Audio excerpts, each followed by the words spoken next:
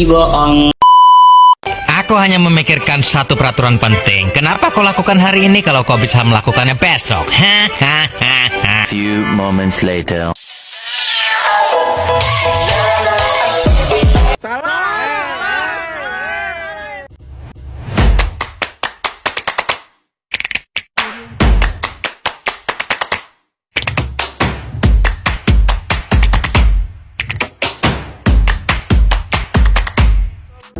Perkenalkan, nama saya Atizah Zuratul Mukminah, NPM 2355043. Perkenalkan, nama saya Ana Ayu Ranwati, NPM 23550. Perkenalan, nama saya Dia Rizky Isnaini, NPM 2355053. Perkenalkan, nama saya Mulan Sari, NPM 23562. Halo, perkenalkan nama saya Natasha Nuraliza, NPM 235.064.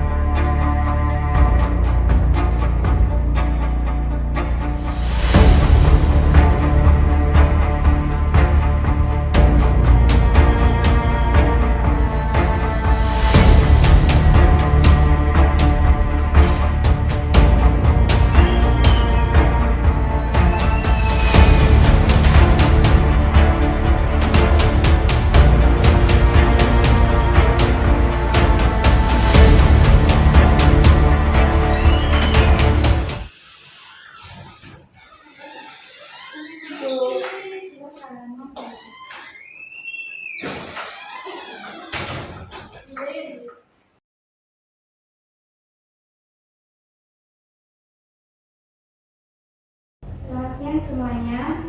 Selamat siang, Bu. Terima kasih kalian sudah datang ke ruang BK untuk sesi mediasi dalam rangka menindaklanjuti permasalahan yang sedang kalian alami.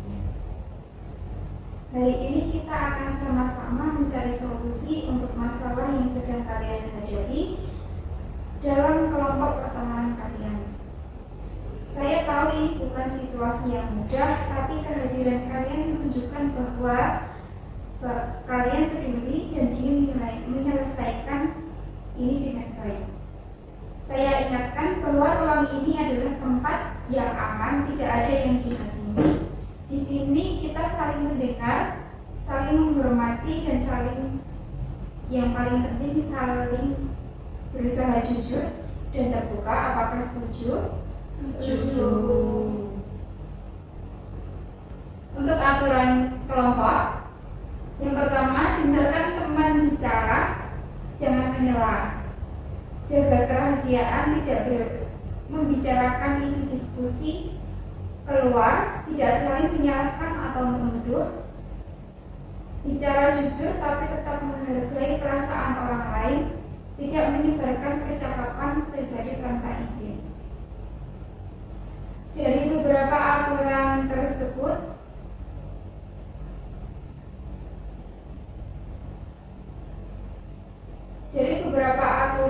yang Ibu sampaikan, apakah ada yang ingin ditambahkan?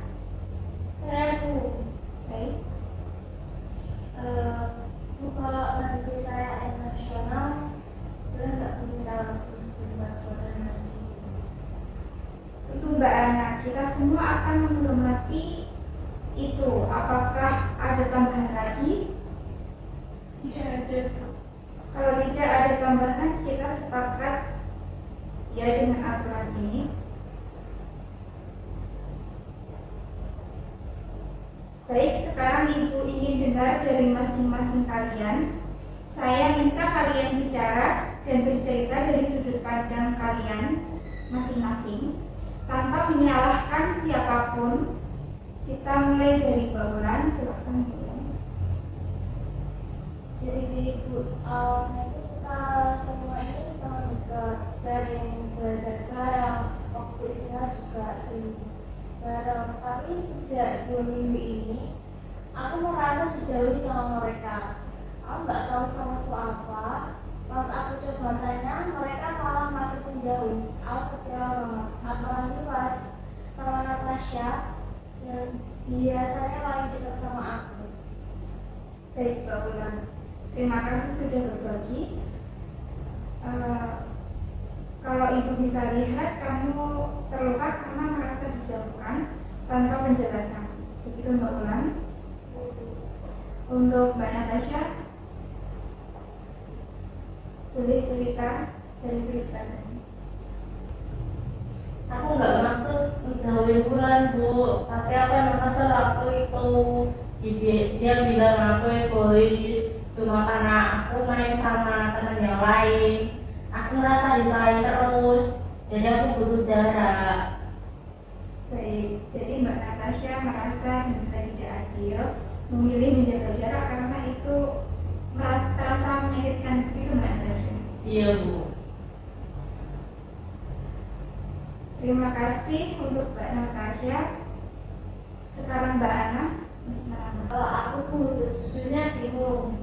Aku kan sahabatan sama Nathan sama Wulan juga, tapi karena mereka lagi ada masalah, aku jadi serba salah nih, merasa ditarik-tarik. Aku pengen semuanya itu balik sama kayak dulu, tapi sekarang suasananya agak enak. Baik Mbak Ana. Untuk posisi Mbak Ana mungkin begitu sulit dan Ibu hargai kamu tetap peduli dengan hubungan pertemanan. Begitu Mbak Ana. Iya Bu.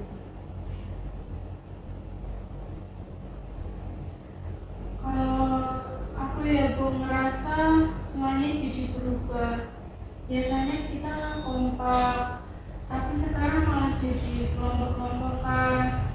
Aku juga akhirnya makin jauh karena malas ada drama terus. Tapi jujur, aku juga kangen suasana dulu. Baik, terima kasih semuanya sudah berani jujur dan terbuka hari ini. Ibu tahu pasti nggak mudah untuk bicara tentang perasaan yang mungkin sudah lama dipendam. Tapi justru dengan saling bicara seperti ini, kalian sedang mengambil langkah penting untuk memperbaiki hubungan. Sebelum melangkah ke solusi bersama, Ibu bertanya ke kalian satu persatu. Boleh kalian jawab secara singkat. Apa harapan kalian setelah sesi ini selesai? Tidak perlu sempurna, cukup dari hati kalian saja.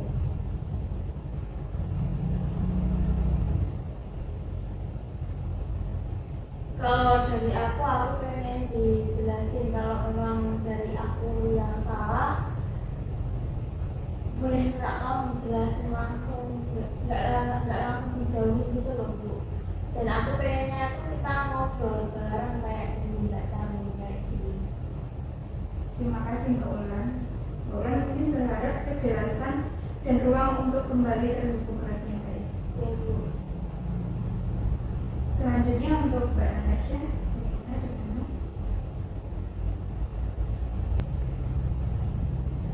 Kalau aku pengen kita baikan juga, aku sadar mungkin aku terlalu reaktif. Kalau Mulan rasa sakit hati, aku minta maaf. Aku nggak ada maksud hubungan kita rusak karena salah paham. Baik Mbak Natasha. Mbak Natasha menunjukkan kesediaan memperbaiki dan bertanggung jawab. Begitu Mbak. Kalau untuk Mbak Ana dan Mbak Dea bagaimana? Kalau aku pengen semuanya jujur aja. Kalau ada masalah dibicarakan, jangan disimpan. Soalnya aku capek jadi penengah, nggak tahu arah masalahnya itu kemana. Baik. Untuk Mbak Ana menginginkan komunikasi yang lebih terbuka, adil agar tidak ada merasa yang terjebak di tengah. Begitu Mbak Ana? Iya Bu. Benar. Kalau saya ya Bu, pengennya kita bisa mulai dari awal lagi, walaupun pelan-pelan. Setidaknya nggak saling berantem dan kita juga mungkin nggak langsung akrab kayak dulu lagi, tapi setidaknya nggak saling curiga.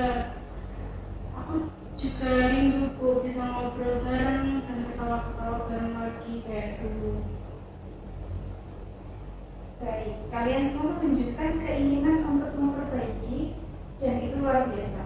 Kalian mungkin sedang mengalami fase sulit, tapi dari yang Ibu dengar tadi, kalian masih saling peduli. Ibu ingin kalian tahu, memperbaiki hubungan tidak harus langsung sempurna. Tapi yang penting adalah langkah kecil dan konsisten. Mulai dari menyapa, mendengar, dan berbicara dari hati ke hati, bukan dari marah. Untuk selanjutnya menyusun kesepakatan. Sekarang Ibu ingin kita semua membuat kesepakatan bersama sebagai bentuk komitmen agar hubungan pertemanan kalian bisa pulih dan bahkan jika lebih sehat ke depannya. Kesepakatan ini akan berisi hal-hal yang kalian sepakati bersama untuk dilakukan atau dihindari agar kejadian seperti ini tidak terulang. Ibu mulai dulu dengan beberapa contoh, nanti kalian menambahkan.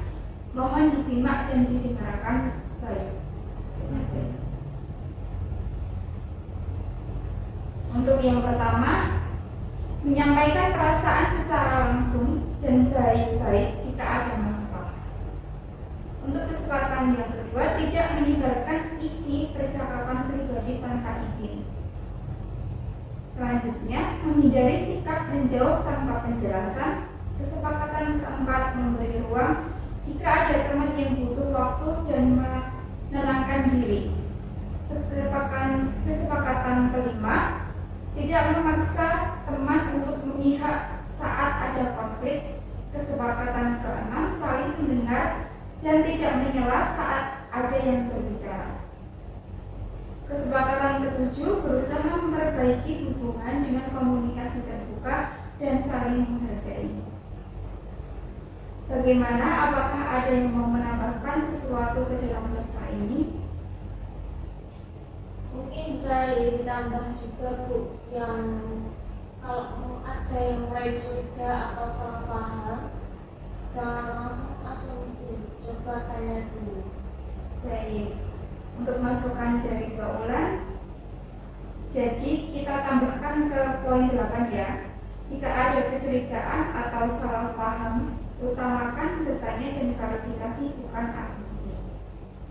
Bu, aku juga pengen nambahin kalau ada yang merasa nggak nyaman, dia boleh ngomong dan kita nggak boleh mengejek atau marah-marahin.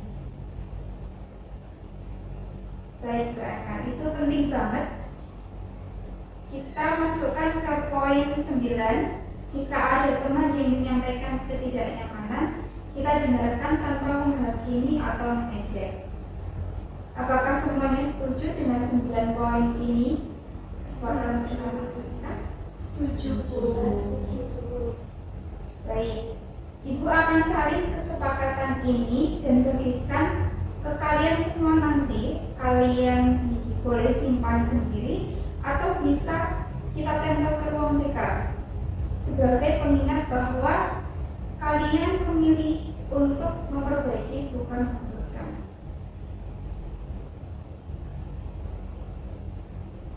Terima kasih semuanya. Hari ini kalian sudah menunjukkan keberanian yang luar biasa. Berani berkata jujur, berani mendengarkan, dan yang paling penting berani membuka hati untuk memperbaiki hubungan. Kita belajar bahwa konflik pertemanan itu wajar. Yang membuat pertemanan kalian berharga justru karena kalian mau memperjuangkannya. Kesepakatan tadi bukan sekedar tulisan, tapi cerminan dari niat kalian untuk tumbuh jadi pribadi yang lebih dewasa dan bertanggung jawab dalam hubungan sosial.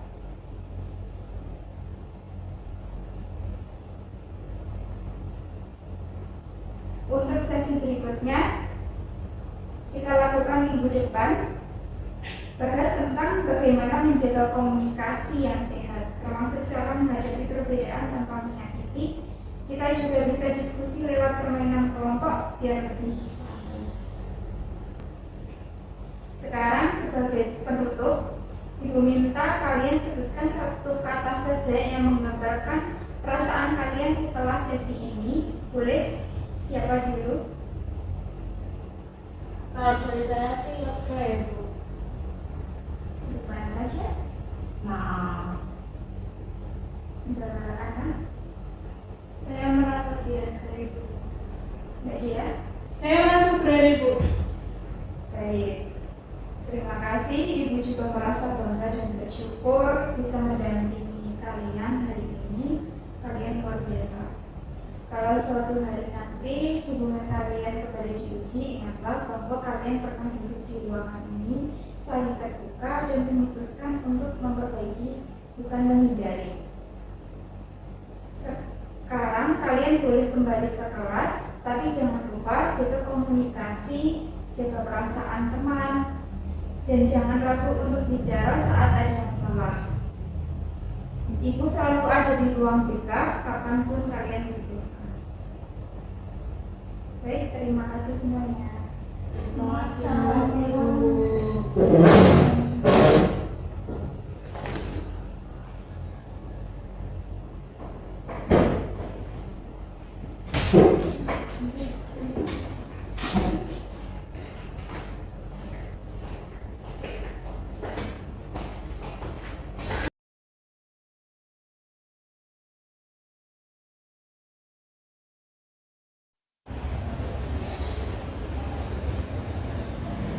Saya di sini akan menyampaikan alasan mengapa video sesi konseling ini disebut dengan layanan mediasi.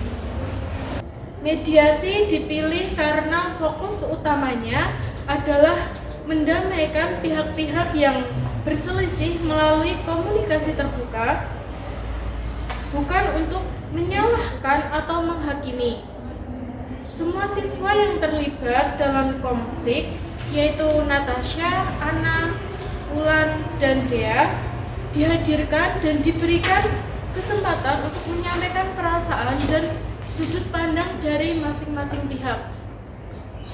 Kemudian guru BK atau konselor, yaitu Atsisah, sebagai guru BK berperan sebagai mediator untuk menjaga suasana aman, memfasilitasi diskusi, dan tidak memihak, hanya memandu agar proses komunikasi berjalan dengan sehat dan produktif. Di akhir sesi, para siswa juga diminta untuk membuat kesepakatan pertemanan yang berisi komitmen bersama agar konflik tidak terulang kembali. Selain itu, ini juga menunjukkan bahwa mediasi berhasil mencapai resolusi konflik yang disepakati oleh semua pihak. Layanan mediasi berfungsi sebagai wadah untuk menyelesaikan masalah atau pertentangan. Misalnya konflik antar teman, yang dapat diselesaikan secara damai tanpa ada kekerasan. Biasanya layanan ini difasilitasi oleh guru BK atau konselor sekolah yang berperan sebagai mediator yang tidak memihak salah satu pihak tetapi membantu kedua belah pihak agar menemukan solusi bersama. Dan layanan mediasi ini tidak ada unsur paksaan, jadi semua pihak didorong untuk menyelesaikan masalah dengan itikat baik dan saling pengertian. Itu tadi adalah alasan mengapa video sesi konseling ini disebut dengan layanan mediasi.